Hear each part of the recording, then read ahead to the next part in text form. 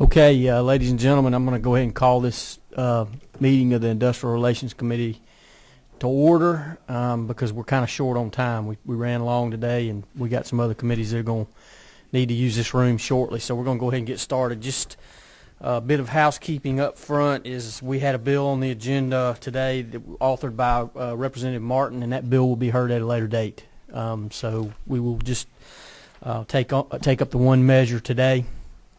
It is House Bill 730 offered by Chairman Hembry, which is the reason why I'm chairing the meeting today. So with that, I'm going to go ahead. Chairman Hembry, if you would, go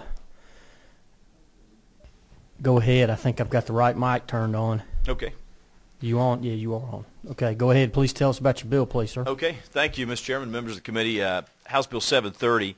It's a measure that I think is important to the business community in Georgia. We all have contractors in our districts, we all believe in the free enterprise system, and this measure just simply says that no government, no state government or local government shall enter into a project labor agreement so that some of these small contractors would be prohibited from bidding on the jobs.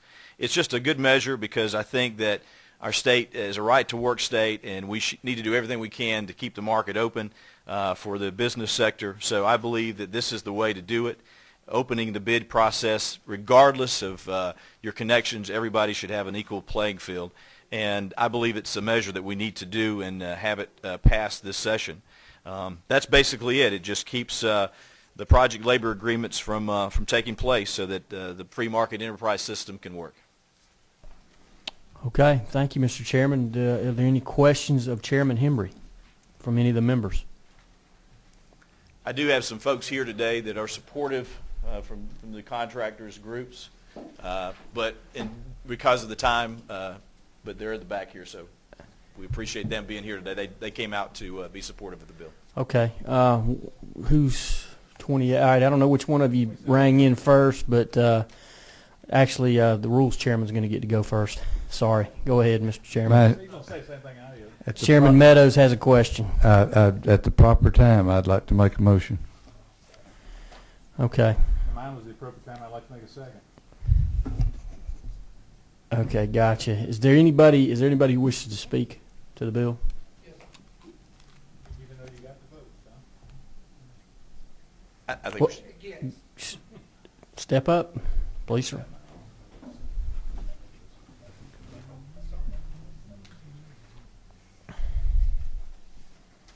Thank you, Chairman. Thank you, committee, for giving us the opportunity to speak on this. One thing that really puzzles me today is that project labor agreements, collective bargaining agreements, have never been used on public entities here in Georgia. We've yet, even last year, to get an opportunity where this has been detrimental to any facility or site or any county or city, state government agency where these type agreements have caused any issues. And I'm not clear to why you would ban something that's never been used. So as I speak here today, I want to sort of pose some questions to you that I think this committee needs to step back a second and try to figure out and get the correct answers and get answers from both sides and then weigh them out when they make a decision. Okay, can you tell us who you are and who you represent first, please, sir? Sorry. First time speaking, so I apologize for that. My name is Keith Thomas, lifetime resident of Rockdale County. I also represent the Atlanta and North Georgia building trades here in Atlanta.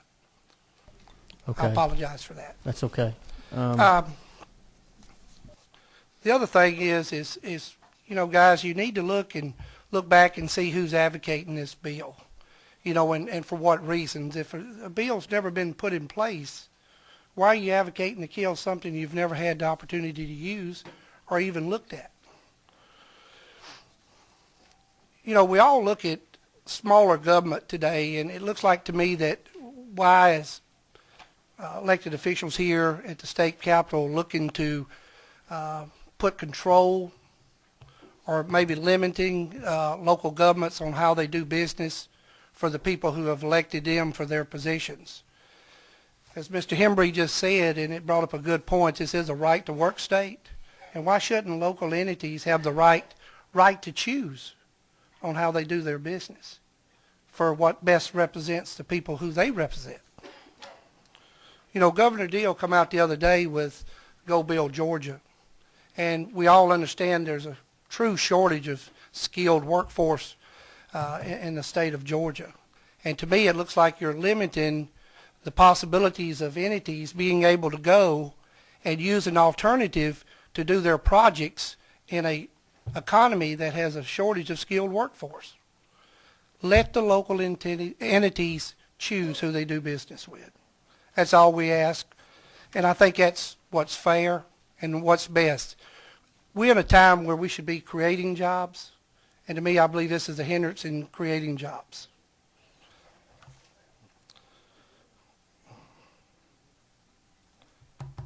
You know, the private sector, if I understand the bill correctly, can use this.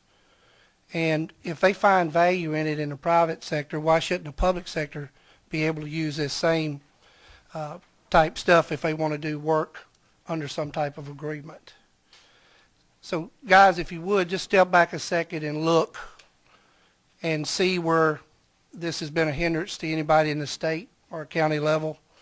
And think about the questions I posed to you, and if you need additional information, be glad to talk with you. And Chairman, if you've got any questions, I'll try to answer them to the best that I can. Any questions for the gentleman? Chairman Hamilton. Thank you, Mr. Chairman. I have one question. You talked about prohibiting. Tell me in this bill where it prohibits from doing business with a union company or union workers. What I see in the I bill, deal in facts, and I'd just like to tell me Yes, where sir. factually your statement said that this is a prohibition against that. I'd like for you to show me in the bill Well, where it says that. what I think it does there, sir, is if I'm understanding the bill correctly, is that what it does is it keeps local entities from putting that language into their contracting side if they decide to do a project under those type of agreements.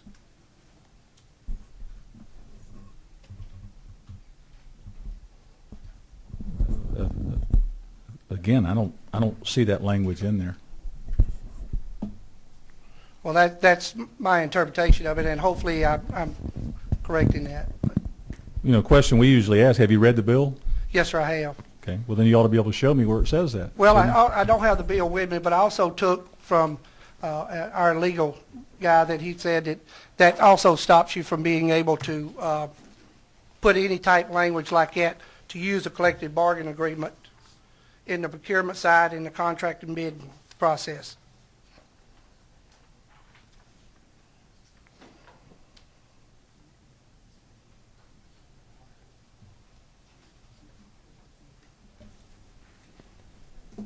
Further questions? Chairman Hamilton, you done? Okay. Sir, there are no more questions. We appreciate your comments today. Okay, thanks. Okay. I don't think there's anybody else. So with that, I guess, Chairman Meadows, it's time for you to make your motion, please, sir. Move do pass. Okay, we've got a motion to do pass. Well, hold on. Let me make sure. That's due pass on House Bill 730, LC number 285911, correct? Okay. We got a motion to do pass by Chairman Meadows. Second. Any further discussion? Hearing none. All those in favor, please say aye. Aye. Opposed?